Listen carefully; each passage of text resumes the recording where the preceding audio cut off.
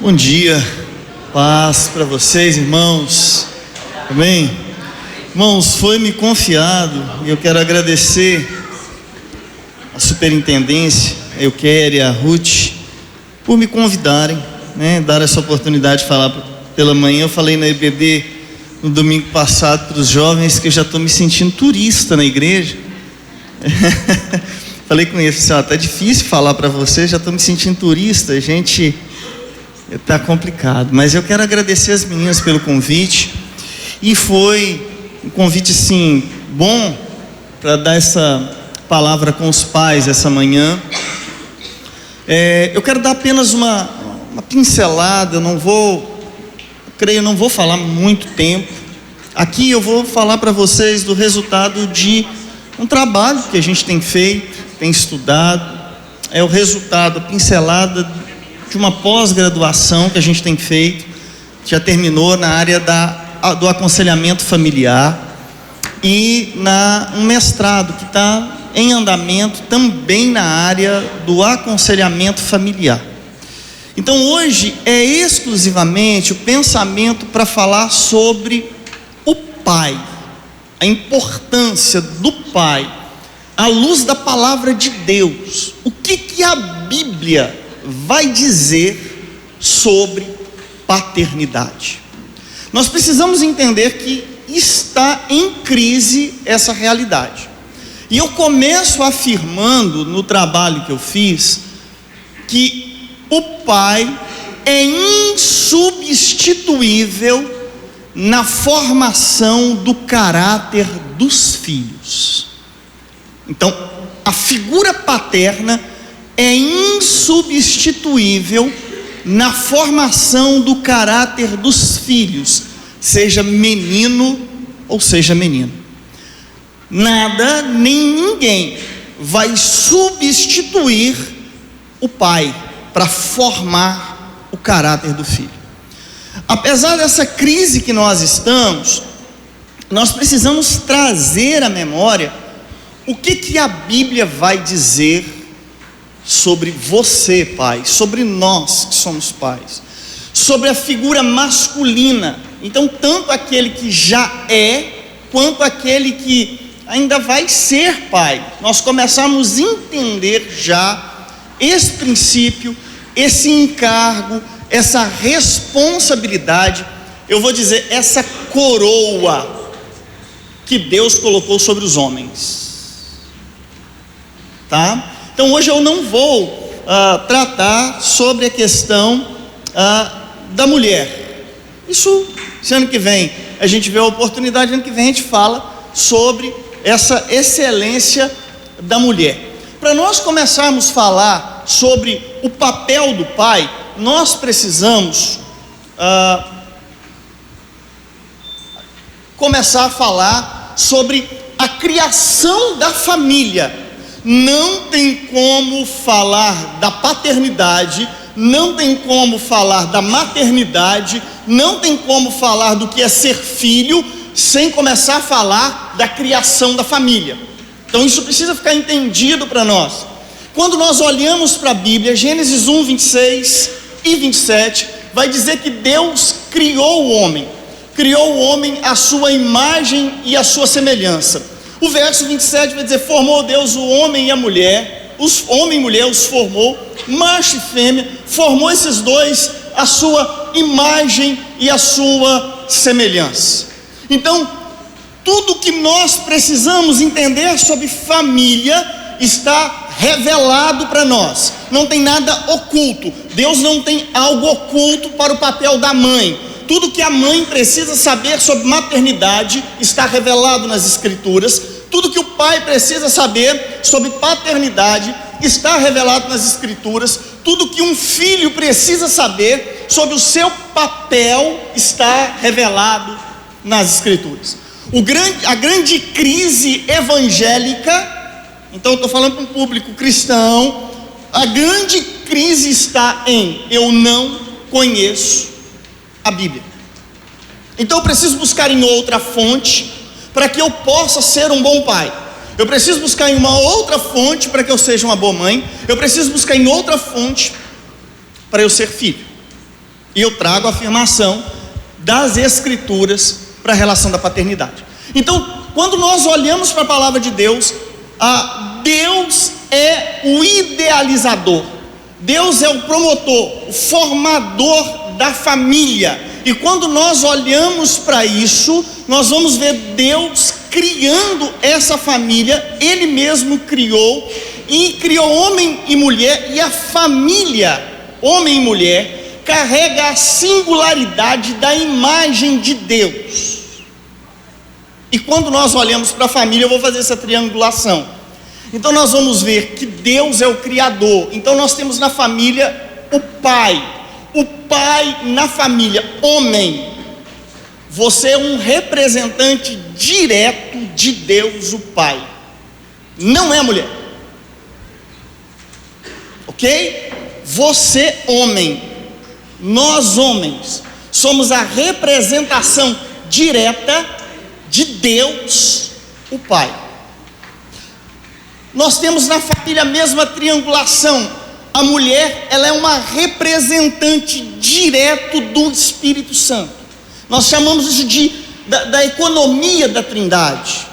Então há uma comunhão na Trindade. Então, para formar a família, Deus parte dele mesmo.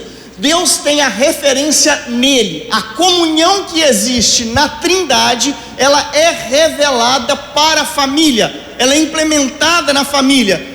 Nós temos Cristo Jesus como filho, e nós vamos ver que a família é composta de filhos. Então o que eu preciso entender sobre família está revelado na Bíblia, está revelado na Trindade. Então a idealização, a formação, a criação, a referência de família está na Trindade.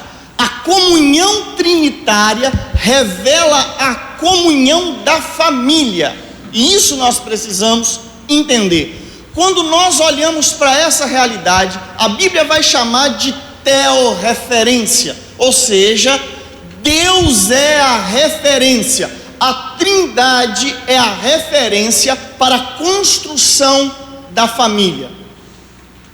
É a Trindade, é as Escrituras. O que foge disso é sabedoria humana para tentar consertar a família. E nós precisamos voltar. Afirmamos, pelo menos hoje a Euquéria trouxe, aniversário aí do presbiterianismo e tal, nós afirmamos ter as Escrituras como regra de fé e prática. Só que quando nós olhamos para as questões de ordem familiar, a Bíblia não tem sido suficiente. Nós buscamos em outras fontes, nós buscamos nas filosofias humanas para a gente reparar. Olha a palavra que eu estou usando, para nós repararmos os problemas familiares. Então nós precisamos começar a pensar que quando falamos de pai, nós estamos falando de Deus.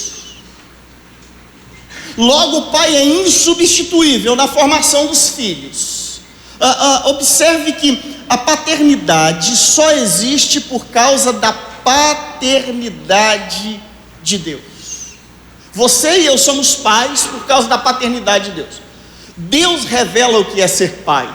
Deus revela como Ele constrói o filho.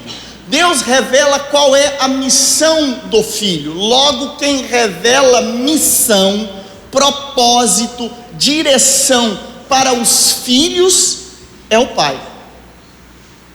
O filho perdido em um labirinto profissional, ele revela muito mais sobre o seu pai do que sobre ele. Um filho com os seus problemas de ordem emocional, ele revela muito mais sobre o seu pai do que sobre ele mesmo. Ele revela sobre essa construção dele. E quando nós então olhamos e vemos na palavra de Deus, nós vamos tratar desse papel do pai nas Escrituras. É uma pincelada que eu vou dar com vocês hoje. Então, em primeiro lugar, o pai, ele é profeta profeta, ele é sacerdote, ele é provedor e ele é protetor. E ele é rei. Mas pastor, isso não é o papel ou os ofícios de Cristo? Não só. Ele também é o ofício do Pai. Tudo que é referencial de Deus, atributo de Deus, que ele comunicou com o ser humano, é chamado atributo comunicável, tudo aquilo em si, tudo que ele é, e eu e você podemos ser. Então o pai é profeta dentro de casa. O pai é o responsável, homem, em receber a revelação de Deus e trazer para a sua esposa e filhos. O pai é o sacerdote dentro de casa. Ele tem a responsabilidade de conduzir mulher, esposa e filhos para Deus. Aí você fala, pastor, mas isso é pesado demais. Seja bem-vindo à realidade bíblica do que é ser homem. Ele é protetor. Ele protege a família no seu campo físico, espiritual e emocional. Nós trabalhamos, eu não vou nem falar do provedor, que o provedor você sabe o que é. E nós, aqui no Ocidente, nós acostumamos muito a ser provedor. Eu ponho uma comida dentro de casa, então o resto fica com a mulher. Meu negócio é estar do lado de fora trabalhando. Normalmente, o imperativo dentro da figura masculina tem sido esse: eu estou provendo a casa, eu estou provendo tudo. Então nós temos uma mulher hoje sobrecarregada, porque o homem tem negligenciado, eu estou falando para homens crentes, negligenciado o seu papel. Nós temos filhos desbussolados, sem orientação, perdidos, porque o pai não tem dado orientação. Quando Deus revela que ele é pai, e naquela triangulação que eu fiz do homem ser o representante de Deus, quem coloca ordem no caos da família é o pai, não é a mãe. Você vai ver que tem uma fala de toda mãe, quando o filho se rebela, quando o filho está traquinando demais, a mãe fala, ela já disciplinou, ela já bateu, ela já corrigiu, já jogou até sapato. Tem mãe aqui que joga sapato, jogou sapato, filho. Tem.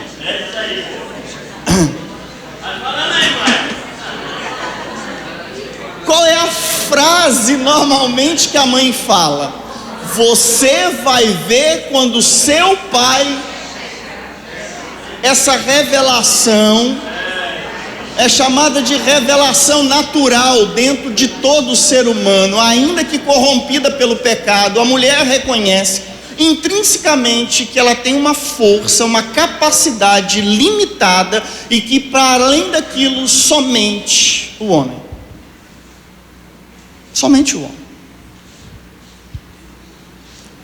E quando nós olhamos para a palavra de Deus, ela vai revelar tudo isso para nós. Então o homem, ele é profeta, ele é sacerdote, ele é rei, ele governa. Então a responsabilidade do governo do lar, do governo da família, dos filhos, de forjar esse limite para os meninos e meninas, é o pai. A mãe, vou só dar uma pincelada. A mãe, cabe à mãe, ela vai reproduzir, reafirmar aquilo que o pai bíblico está então prescrevendo para os filhos. Ela vai reafirmar. Então a mãe, ela faz a manutenção da lei dentro de casa, mas quem estabelece é o pai.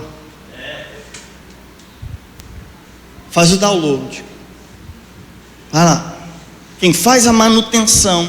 Então o pai o papel dele nas escrituras, ele é também representativo. Então eu já disse que o homem representa Deus, ele representa a lei, a ordem, ele coloca ordem no caos.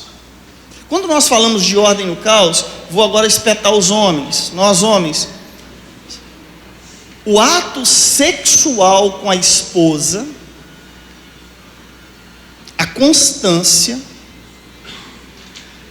coloca ordem no caos emocional e psíquico da esposa.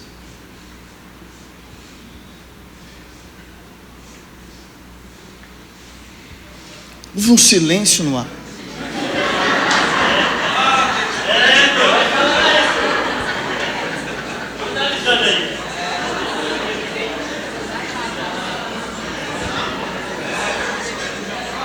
O pai é afirmativo. O pai, ele é afirmativo. Então, no Antigo Testamento, quem circuncidava os filhos é o pai. Nós temos apenas um episódio que é a esposa de Moisés circuncidando, porque Moisés não cumpriu a responsabilidade dele. Apenas um episódio.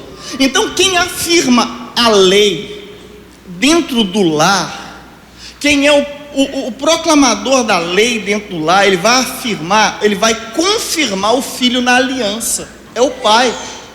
Quem confirma que o filho é um filho de Deus, nós estamos falando da aliança no Antigo Testamento, é o pai. É o pai que traz o filho, é o pai que traz a filha para a aliança. Os meninos no Antigo Testamento, eles não entravam para a aliança através da circuncisão, ok? Agora a pergunta, e as meninas? Não tem prepúcio, entrava como? Vamos lá os irmãos reformados aí, ué. Como é que entra para a aliança no Antigo Testamento? A menina, ela entra pelo sistema representacional, a representação do pai. Quando o pai circuncidou, automaticamente a menina está entrando. Se o primogênito é um menino e depois vem uma menina, automaticamente as meninas que vêm depois deste primogênito entram na aliança pelo sistema representação ou representacional. É dessa forma. Então quem traz menino e menina para a aliança é o pai. Quem afirma o conceito de quem é Deus é o pai. Pode.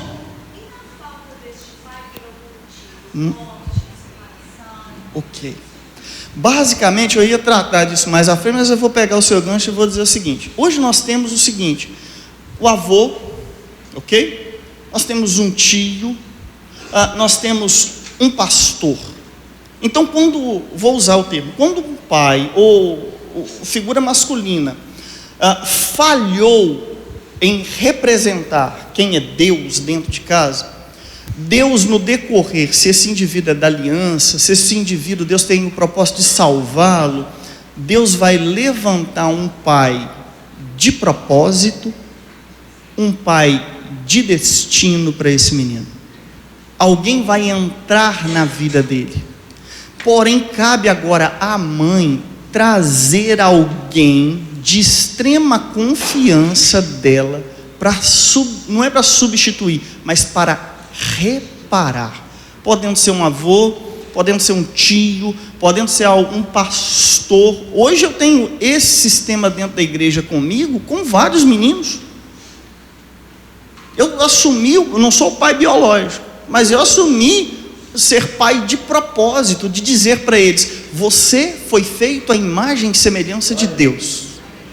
Seu propósito é servir a Deus. Isso entra no discipulado. Não é classe de catecúmenos, é diferente. Para ser recebido tem classe de catecúmenos, discipulado é outra coisa. Vou ser o pai também de destino. Quando eu vou começar a conversar com ele sobre a sua profissão, e ele vai começar a dizer para mim dos sonhos dele, e eu vou começar a fazer com ele, a perceber nele aquilo que é responsabilidade do pai, uma vez que ele não teve, as suas aptidões, e vou fazer reparos, mostrando para ele, e esse outro lado seu? Você já parou para pensar? Então vou levar esse indivíduo a se descobrir à luz da palavra de Deus, apontando para ele, através da minha vida, do caráter reflexivo, quem é Cristo. Ele encontrando com Cristo através de mim ou através de alguém, nós vamos fazer esse processo reparativo, apontando para a graça de Deus. Porém, novos estudos mostram que nenhum outro homem consegue preencher o coração do filho com relação à perda do pai biológico. Ele vai ter sempre uma lacuna com relação, afinal de contas, de onde realmente eu vim. Apenas as Escrituras vão fazendo esse papel de reparar e apontar para Deus, como Cristo sendo suficiente. Respondido? Vamos lá. Então o pai, ele é afirmativo, o pai, ele é comunicativo. O pai vai comunicar para os seus filhos algumas realidades. Esse pai comunicativo, ele vai comunicar direção para os filhos. Então, como eu disse no início, às vezes o menino está tentando fazer, a menina está tentando fazer, a moça em si, várias tentativas no campo profissional e ela não consegue. Ela vai quebrando a cara nesse quesito. Então, quem vai fazer as afirmativas vocacionais do filho é o pai. Você vai ver, você chega para uma criança, o que você quer? Aí ela fala, hoje eu quero ser bombeiro. Daqui uma semana, o que ela quer ser? A policial militar. O que ela quer ser? Não, eu quero ser médico. Não, eu quero ser astronauta. O que o pai faz nesse aspecto? Ele vai ficar nervoso? Ah, menino, não.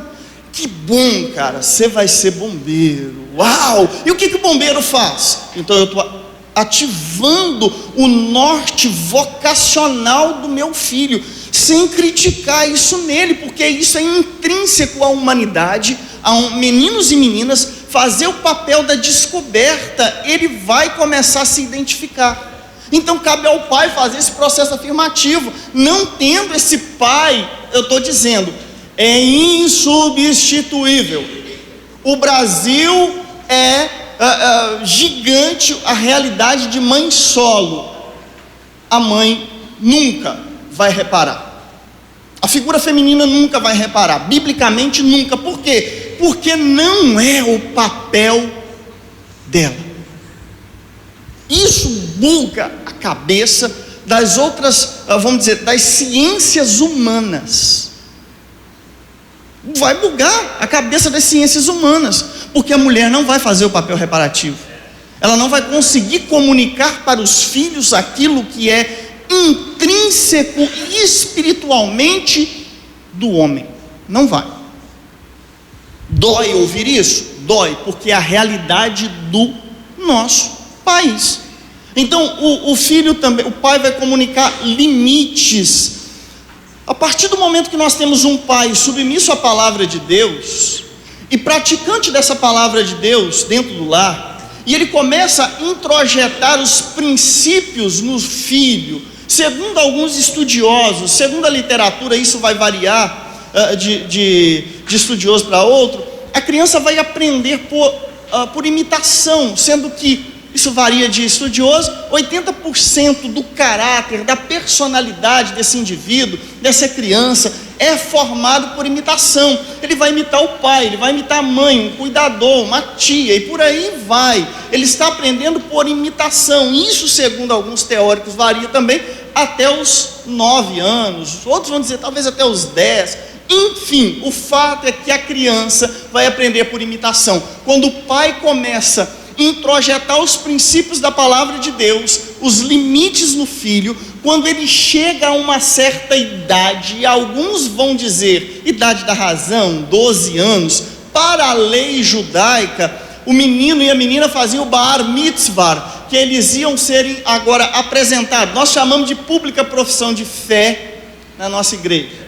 Mas no sistema judaico é o bar mitzvah. O menino se apresenta diante de toda a sinagoga, vai ler um texto bíblico, normalmente do profeta Isaías, e vai ter uma festa, igual a gente faz, só que o deles é festa mesmo, na hora que o menino vai fazer o seu compromisso, a sua aliança com Deus. Ou seja, o pai coloca esses limites, comunica a lei para eles, dirige eles e vai ajudá-los a controlar. É a palavra de Deus introjetada nesses filhos desde a infância, que vai fazer com que eles se desviem no futuro de terrenos escorregadios. Vai fazer com que eles desviem, vai fazer com que eles consigam aprender a controlar os seus desejos, a controlar suas emoções.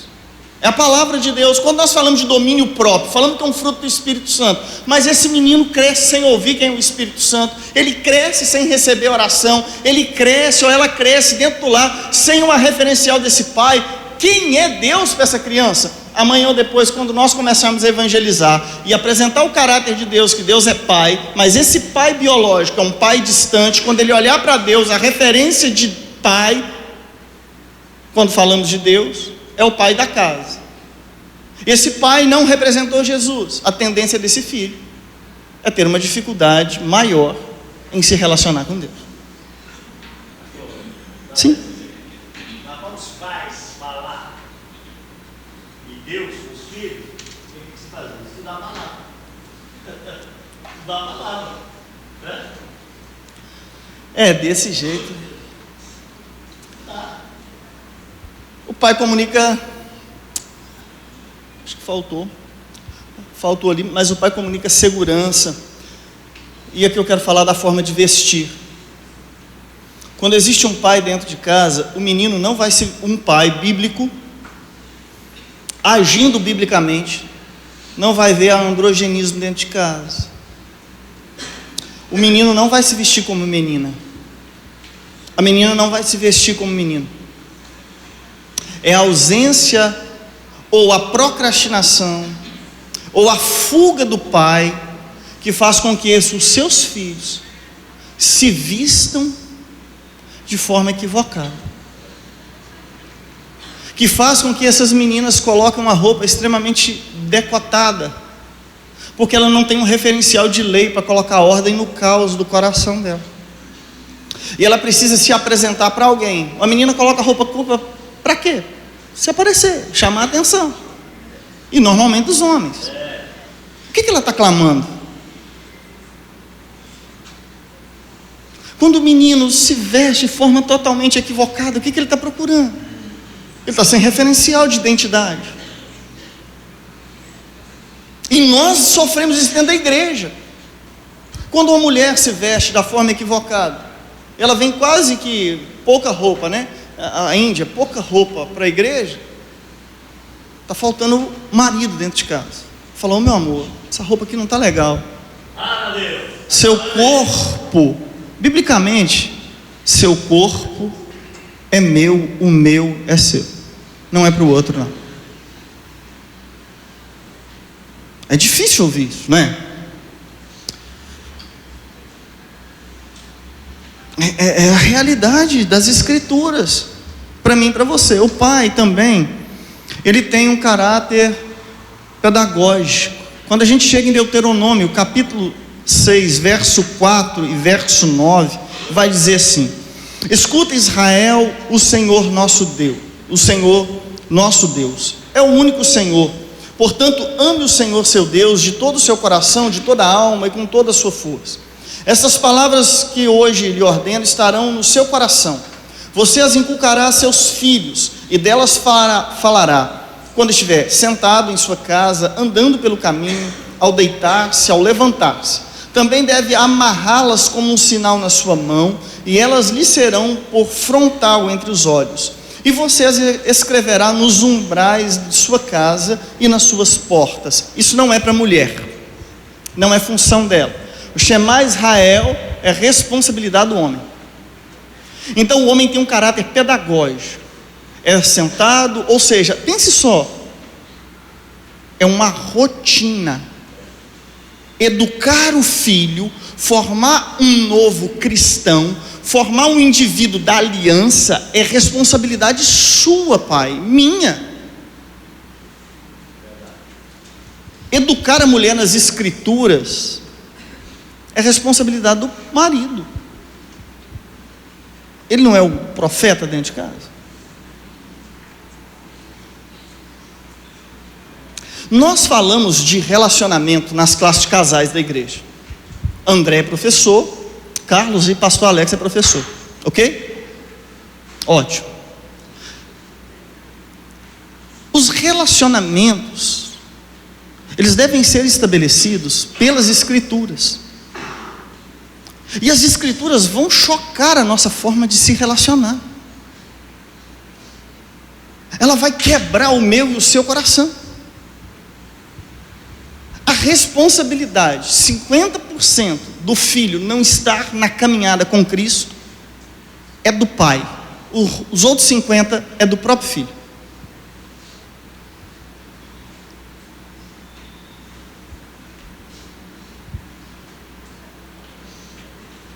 Por mais que nós somos chamados biblicamente para exercer a função paterna segundo a Bíblia, nós precisamos trazer à memória que nós sofremos com o efeito do pecado na nossa vida. Então a nossa paternidade, ela é imperfeita. É a submissão e a autocorreção, a autoconfrontação constante por meio da palavra de Deus que vai corrigir o meu e o seu caráter para a gente refletir para os nossos filhos. Você e eu teremos, você é pai, neném pequeno, e você vai ter o seu filho até 10 anos de idade. Até 10 anos ele é seu, é pai. Com 12 anos acabou, ele não é seu mais, ele vai fazer as conexões do lado de fora. Para a menina, ele vai deixar de ser o amor da vida dela. Não estou falando amor erótico não, vamos parar com esse negócio freudiano aqui da igreja. Não tem nada de amor erótico não. Pergunta para a menininha, quem que você vai casar? Com o papai. Quem é seu namorado? Papai. Estou mentindo, gente? Para o menino, quem é o herói dele? É o pai. Com 12 anos, a partir dessa idade, dos 10, 11, 12, ele começa a ver que esse pai não é esse herói. Essa menina começa a ver que esse pai não é tão bonito assim. E ela vai começar a fazer as conexões que é natural da vida dela. Ela vai passar a admirar do lado de fora. E isso nós chamamos de fase da adolescência. Não é verdade? Mas o que o pai vai continuar fazendo? Ele sabe que ele não vai ser mais o príncipe, que ele não vai ser o Superman, mas ele vai continuar afirmando agora de forma muito mais prática, porque esse filho tem toda a condição de compreender. Ele vai continuar afirmando a santa palavra de Deus dentro de casa. O que nós começamos a falar? O menino está na fase da adolescência. Adolescência é do latim adoecer.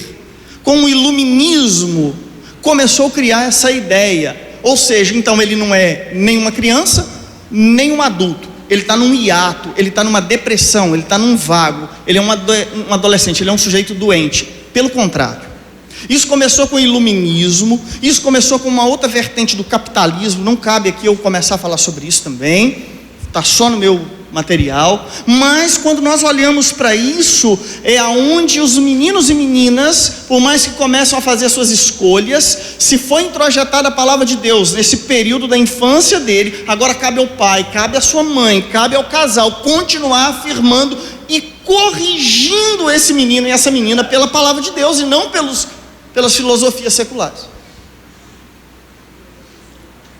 Eu estou fazendo com você aqui, irmão. Aí você vai falar assim, isso é teoria. Teoria é o que Freud diz. É teoria aquilo lá. Aqui é escritura. Se praticar, comereis o melhor dessa terra. Se praticar, nós vamos ver sinais de Deus dentro de nossa casa. É impossível, afirmo eu. Se hoje for meu último dia de vida, afirmo eu, que se as escrituras forem praticadas dentro de casa e vividas com luta, com labor, pelo pai e pela mãe, sinais e milagres vão acontecer dentro da casa. O grande problema é que nós, pastores presbiterianos, nós temos culpa nisso também, que nós somos pastores presbiterianos, nós começamos a vender a palavra de Deus desde a década de 50. Desde a década de 50, paramos de afirmar o solo da Escritura. A Bíblia como regra de fé e prática para resolver os problemas da igreja, do povo de Deus. Esse nós temos culpa, porque nós somos culpados historicamente, igual Neemias vai interceder pelo povo. Nós pecamos, então nós temos que fazer essa confissão, nós pecamos. Então, pau que dá em Chico, dá em nós dois. Então o homem tem esse aí. O homem ele é diretivo, ele vai comunicar direção para os filhos, ele é pai espiritual, ele é pai de propósito e ele é pai de destino, então ele vai comunicar a direção para os filhos. O filho vai perguntar: por que eu nasci? Ou seja, o que eu estou fazendo nesse mundo, afinal de contas? Qual é o meu propósito? É o pai que vai dizer, não é mãe não. Eu não estou aqui dizendo que a mãe não presta, tá bom, gente? Fique claro isso, eu estou falando do pai. Quando algum momento eu for falar do Espírito Santo, que é o caráter representativo da mãe, isso foi sequestrado em 1960 pelo movimento, ou melhor, isso foi sequestrado da figura feminina pós-Segunda Guerra Mundial, onde, ou melhor, no período da Segunda Guerra, o homem vai para a guerra, a mulher vai para o mercado de trabalho.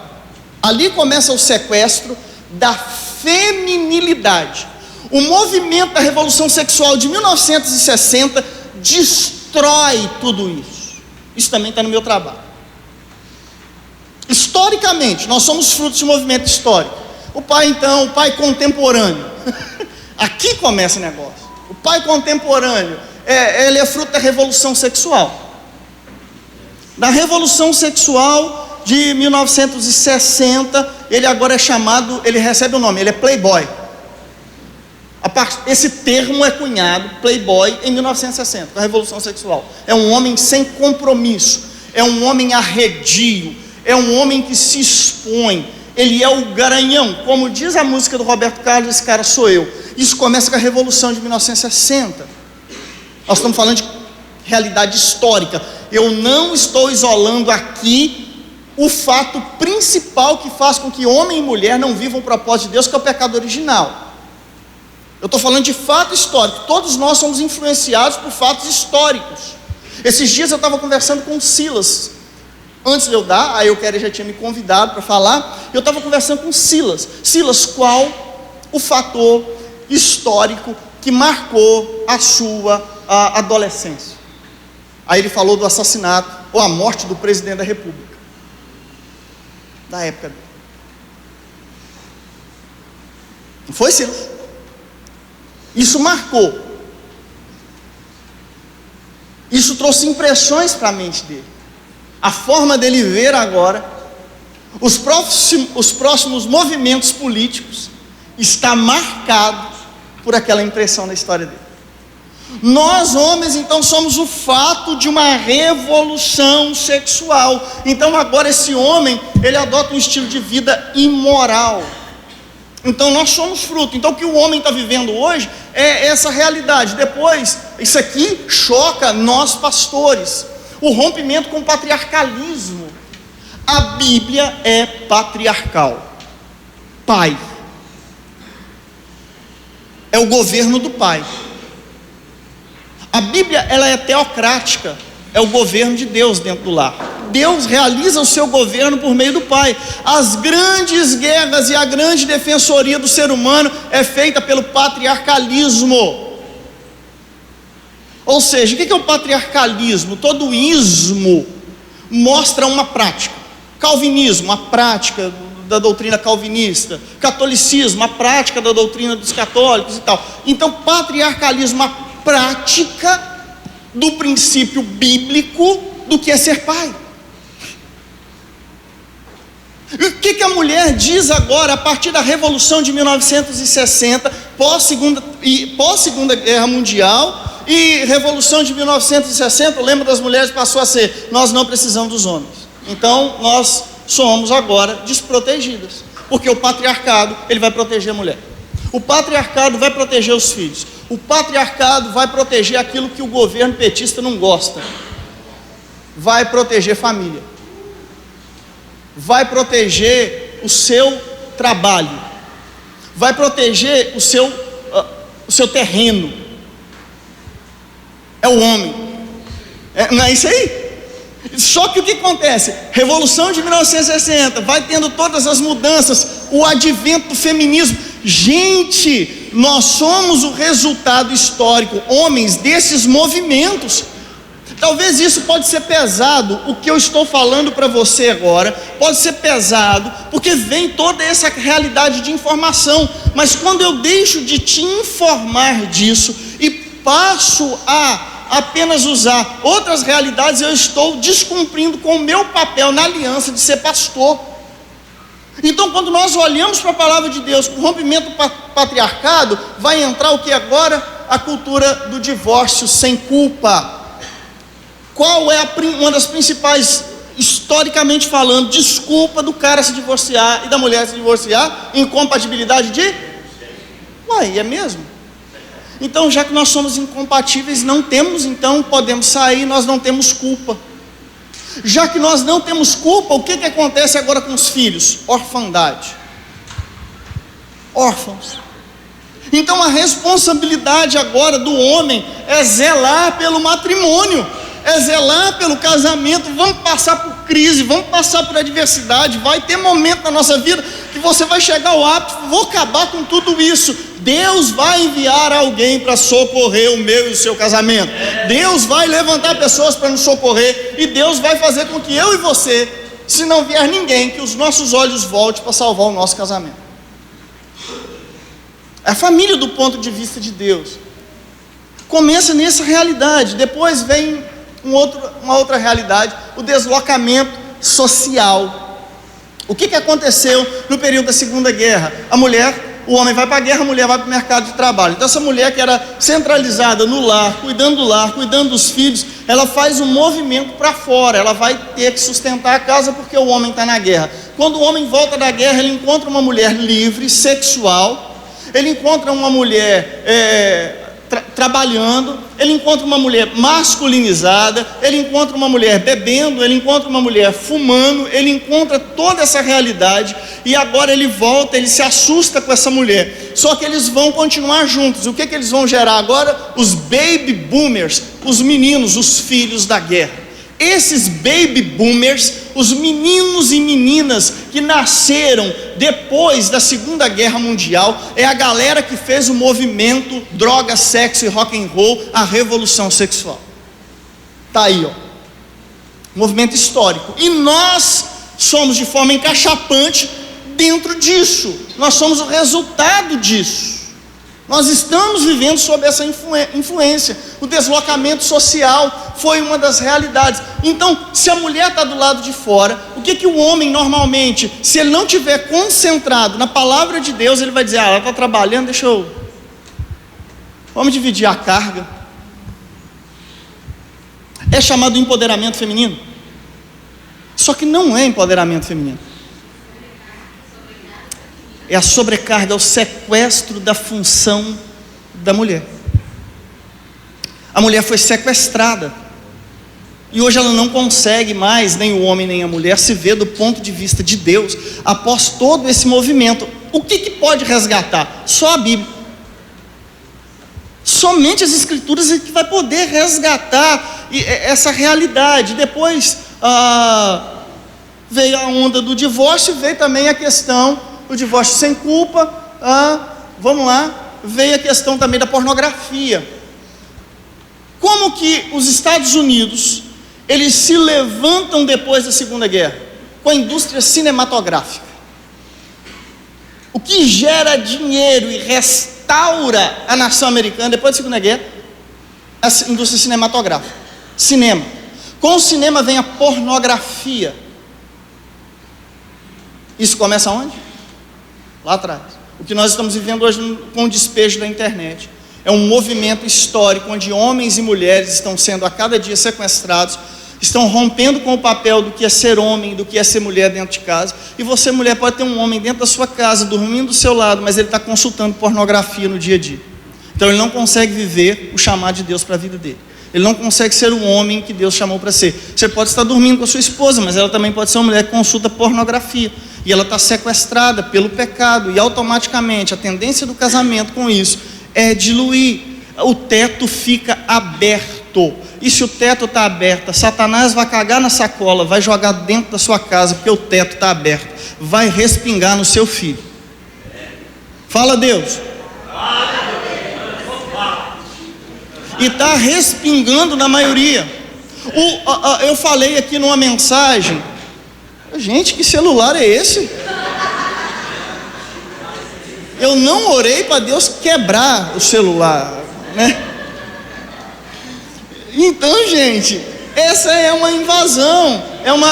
Recentemente eu fiz uma mensagem aqui falando sobre a turma que vai para os Estados Unidos, a questão da imigração, a questão do prefeito na época ter erigido uma estátua em homenagem ao imigrante. Só que, por quê? Porque tem um movimento financeiro para a cidade, aumentou a questão imobiliária. Quando nós olhamos para o aumento da questão imobiliária, isso favorece a cidade, mas nós temos hoje a falta de mão de obra profissional. Os profissionais, os líderes de empresa sofrem com isso, mas não só isso. O principal para mim é a família. A família tem, muitas vezes, o menino que ficou, a mãe e o pai que foi embora, ele é um órfão. A avó, tio e tia não é pai dos filhos. Então o homem que faz isso, ele está rompendo com a família. Ao romper com a família, ele está rompendo com o próprio Deus. Então, se você quer ir embora para os Estados Unidos, não vai pelo cai-cai, vai da forma correta. Você é crente. Ah, pastor, eu não tenho condição de ir. Então não vai, assume a sua família no Brasil, zela por ela, clame ao Senhor, porque Ele é o provedor de todas as coisas para sua casa. Seu compromisso agora é com a família. Você representa a Deus para sua família. O dia que você deixa de representar a Deus, Satanás vai colocar o cara para cantar a sua esposa.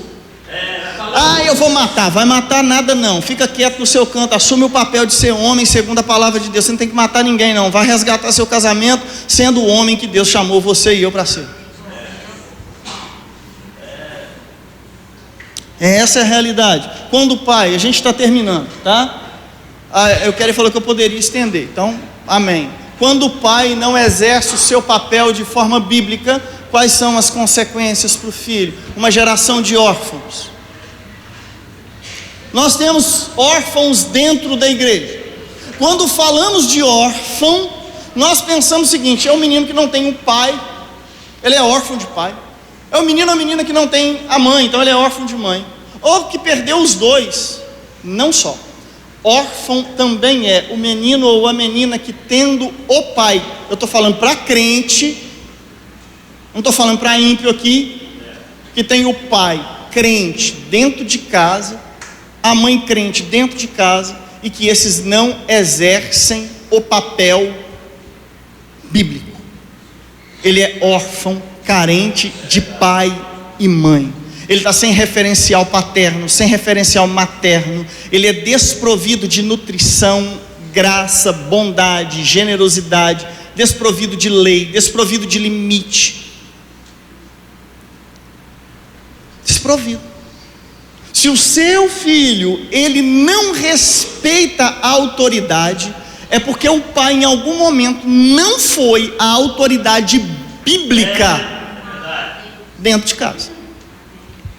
Todo filho é pirracento. Todo filho é pirracento. Alguns mais, outros menos. Todo ser humano é pirracento por causa do efeito do pecado. O que corrige a pirraça é a palavra e a vara. E a vara. Essa vara precisa ser dada como a palavra de Deus diz, para não incitar a ira no filho. O filho que vai apanhar, ele precisa entender biblicamente o porquê que ele está apanhando. Preste bem atenção. Você está apanhando porque você fez bagunça. Ok. Não. Vou fazer uma correção. Pai de primeira viagem, né? Fazer uma correção. Mas um pai bíblico, você está apanhando porque você pecou. O que é pecado? Aí a gente começa a falar para a criança: pecado é tudo aquilo que nós pensamos, falamos, sentimos, fazemos e que não agrada a Deus. A gente começa a introjetar na criança desde pequenininho o que é pecado. E aí nós vamos explicar para ela: você está apanhando porque você pecou contra Deus. No futuro Deus vai disciplinar os filhos, porque a Bíblia diz que Ele é como um pai que ama, Ele vai disciplinar. Todo homem e mulher adulto que não aceita disciplina, crente que não aceita disciplina, é porque ele não foi disciplinado segundo a Bíblia. Para nós dois, Paulo que dá em Chico, dá em Francisco, quando nós não disciplinamos a igreja, nós promovemos a impureza da igreja. Porque Deus vai disciplinar. Quando eu e você não disciplinamos, Deus disciplina nós dois, e começa pela nossa casa. Amém? Começa pela casa do profeta, começa pela casa do conselho. Estou jogando fardo sobre nós mesmos. Não estou mandando indireta, eu estou afirmando. É direta mesmo. Quando pastores não são devidamente disciplinados pelo presbitério, esse presbitério tem culpa junto com o pecado. Estou falando aqui biblicamente. Se não concordar, amém. Uma geração de órfãos, homossexualismo e lesbianismo. Não tem muito tempo. É fato que o universo do homossexualismo e do lesbianismo é muito amplo para a gente falar dele aqui. Então eu não quero pecar aqui em falar muita coisa, até porque não tem tempo. Mas basicamente, o menino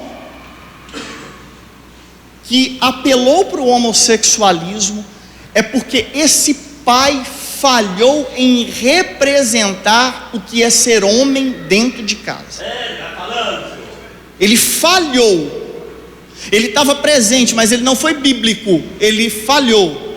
Ele foi irado. Ele não proveu tempo de qualidade com esse menino. Quem é pai de menino aqui? Levanta a mão, menino. Levanta a mão alto. Você é macho, levanta a mão. Amém. Seu filho está na época de ir para o cinema. Vai com ele para o cinema.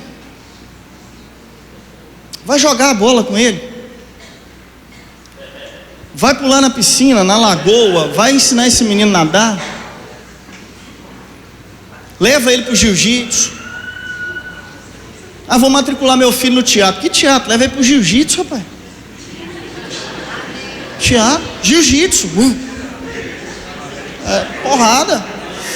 Pastor, eu não quero jiu-jitsu não. Matricula ele no Krav Maga. Matricula ele na capoeira. Matricula ele, põe esse menino. Seja o homem com ele. E leve ele, mostre na Bíblia que ele é o defensor junto com você do lar.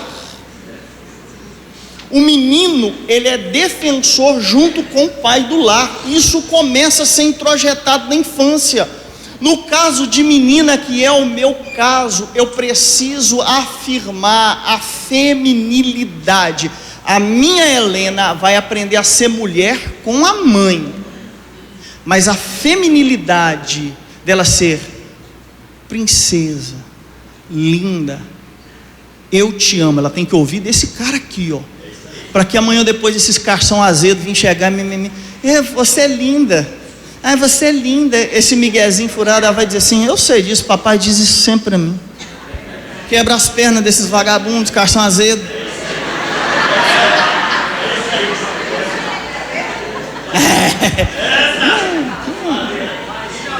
Que não, papai.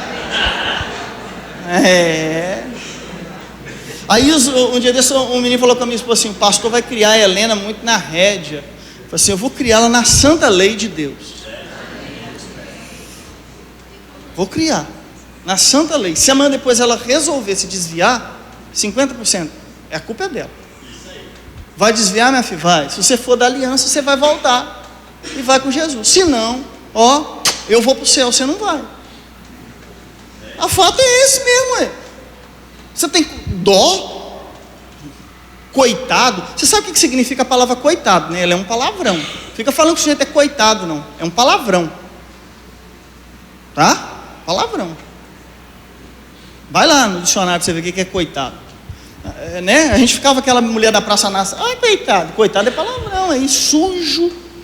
Então, homossexualismo e lesbianismo, a gente vê isso. Esse pai falhou em transmitir essa realidade.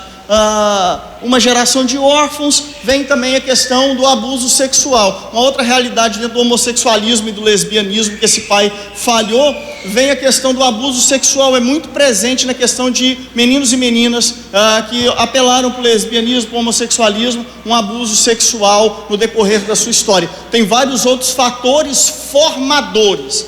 O principal deles é o pecado original no coração de todo ser humano.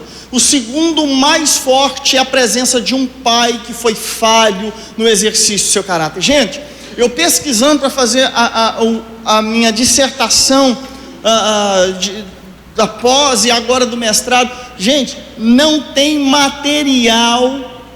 Começou a ser falado sobre a importância do pai, os teóricos das filosofias humanas, a partir da década de 70, final da década de 70. A gente tem pouquíssimo material. O que temos muitas vezes são artigos, pouco livro, material para falar da função do pai. Para falar. Por quê? Vou dizer por quê. Com o advento das filosofias humanas, principalmente com um amigo chamado pecador Freud, ele vai dizer que toda a correção vai gerar um trauma na criança. Então eu não posso privar a criança da sua libido, vai gerar um trauma. Quando a Bíblia vai dizer o seguinte para as meninas e meninos: não se dê a conhecer o amor antes do tempo. Quando a Bíblia vai chamar para a pureza sexual de meninos e meninas. Ah, pastor, mas e se meu filho virar, minha menina virar lésbica? Então ela tem que começar a namorar agora enquanto está cedo. Ela precisa ser amada pelo pai, a figura masculina. Ela entendendo o quanto ela é amada, e ela amanhã ou depois ela vai buscar referenciais no futuro esposo dela com base nos referenciais que ela tem do pai. Se esse pai representou a Deus, ele foi um homem de caráter, de conduta, de amor, de generosidade, de misericórdia, de bondade, lutou, corrigiu seus erros. O pai peca contra o filho. Pai, se você pecou contra o seu filho, vá até ele e fala: perdoa-me, porque eu pequei contra você, eu pequei em excesso, eu fui duro com você, peça perdão, porque amanhã ou depois, quando ele errar com você, ele vai entender que ele vai ter que voltar e vai pedir perdão. Reflita a glória de Deus para dentro de casa. Então, abuso sexual, a gente falou sobre essa realidade. Só uma pincelada. Distúrbios, nós vamos ver distúrbios de comportamento ligados à ausência paterna. Tem crianças com dificuldade de aprendizado.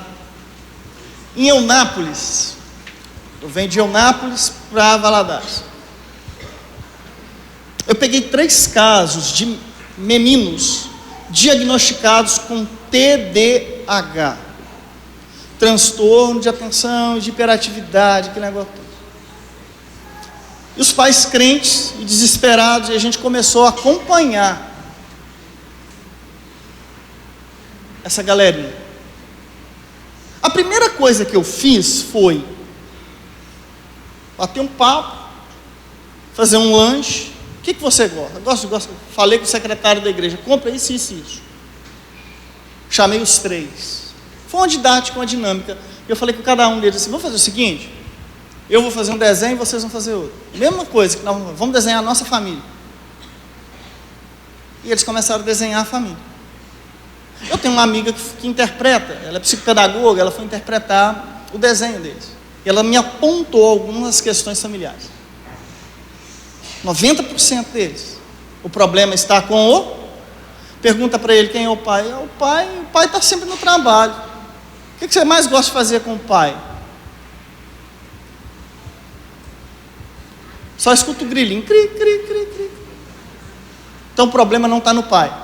O problema não está no filho. O problema está no pai.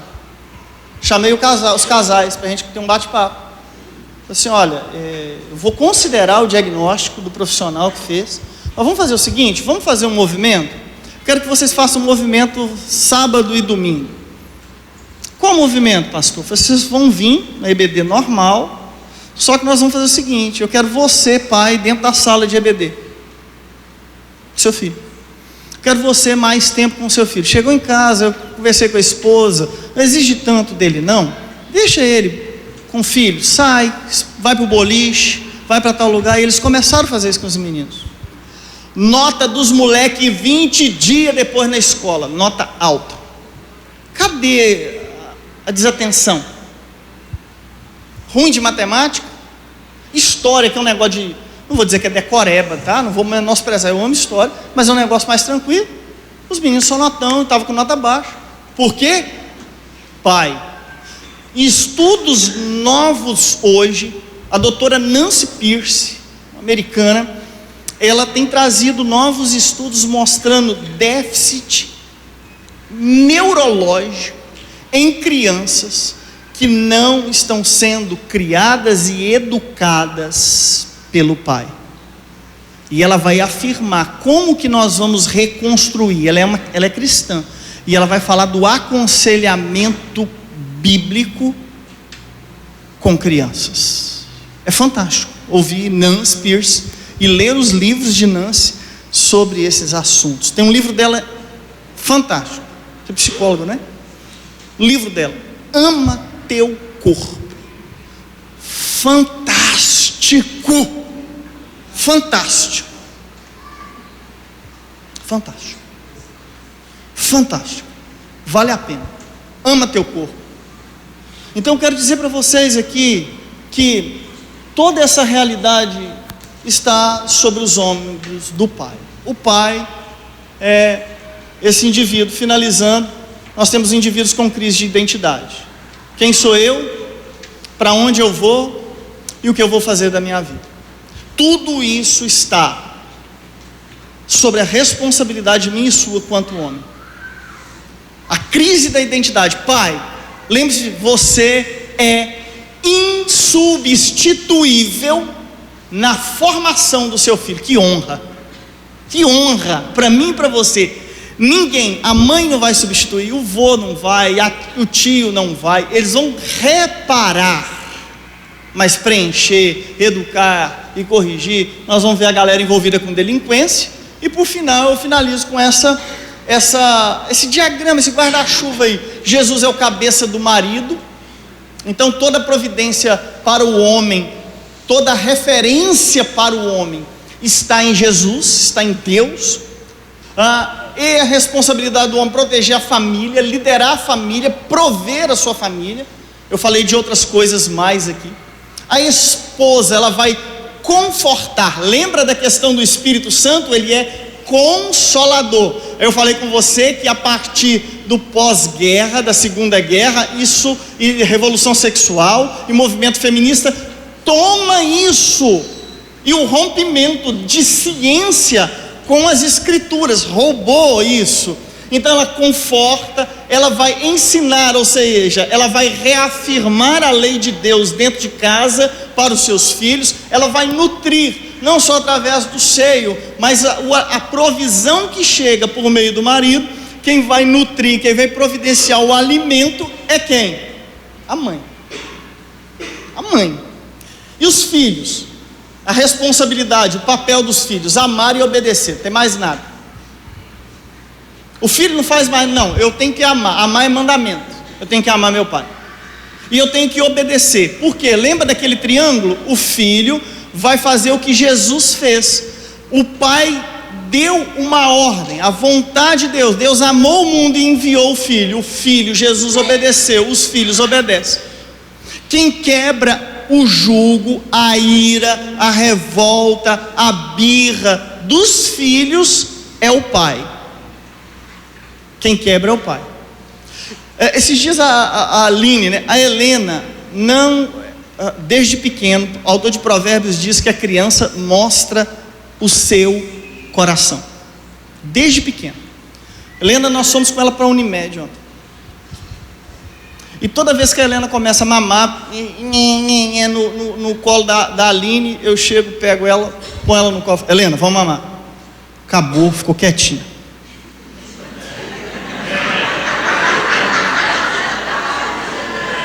Tem essa não. Ô mamãe, papai tá aqui. Pega o TT aqui, vamos lá. Ó, desde pequeno. Ontem foi lá na Unimed e tal, a gente achando que ela estava com infecção de urina, pouco xixi, aquele negócio todo. Aí a médica colheu o xixi, a Aline tentando pôr roupa nela, ela, e a bolsa estava comigo. Aí a Aline chamou o segurança, falou, chama meu marido lá para trazer a bolsa, pôr a fralda nela aqui e tal. Quando eu cheguei, a enfermeira, gente, que essa menina tem dá para pegar essa pirraça não. Eu falei, Helena, papai chegou.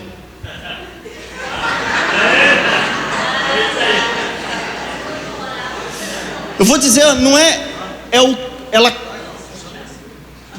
uma das coisas da paternidade é que a gestação, ela precisa ser amada pelo pai desde o começo. Pega a visão aqui. Desde o começo. Os teóricos da psicologia dizem que a partir do quarto, quinto ou quinto mês, o pai comunica ou a mãe comunica, o filho começa a compreender, começa a movimentar. Correto? Só que eu não sou contrário à teoria, porque ela é humanista, então ela é a percepção do homem a partir do próprio homem. A minha versão é diferente. Se eu tenho o Espírito Santo, minha esposa tem o Espírito Santo, o bebê que está sendo gerado é gerado por Deus, então eu começo a comunicar com ele na linguagem de Deus desde já. A linguagem bíblica desde o momento da gestação, ela é oração e profetizando. Eu sou o profeta da minha casa, eu começo a profetizar sobre a vida da minha filha. Então ela não ouve a minha voz agora de fora, ela ouve a minha voz desde o momento que ela começou a ser gerada. E quem comunicou a minha voz para ela como autoridade sobre a vida dela não fui eu, foi o Espírito Santo. É isso os teóricos não explicam. Agora a minha Bíblia e a sua explica a comunicação profética do pai. Aí você fala, você é pentecostal? Não, sou reformado. O pai é profeta, pode começar a comunicar com o filho desde o ventre. Tá? Pastor, estou com a ideia de engravidar. Começa a orar, começa a clamar ao Senhor, começa a profetizar. Deus, eu quero que a minha filha assim, eu coloco diante do Senhor e agora qual é a minha responsabilidade? Ser o pai bíblico da aliança para zelar por ela. Quer dizer que ela não vai pecar? Impossível Helena não pecar, mas toda vez que ela pecar, eu tenho que estar ali para colocá-la no prumo de Deus e a mãe fazer as reparações enquanto eu não estiver ali. Essa é a realidade da família do ponto de vista de Deus, falando sobre o papel do pai, que ele é um papel insubstituível para a formação do caráter e da personalidade dos filhos. Eu quero agradecer pela oportunidade, em nome de Jesus, amém.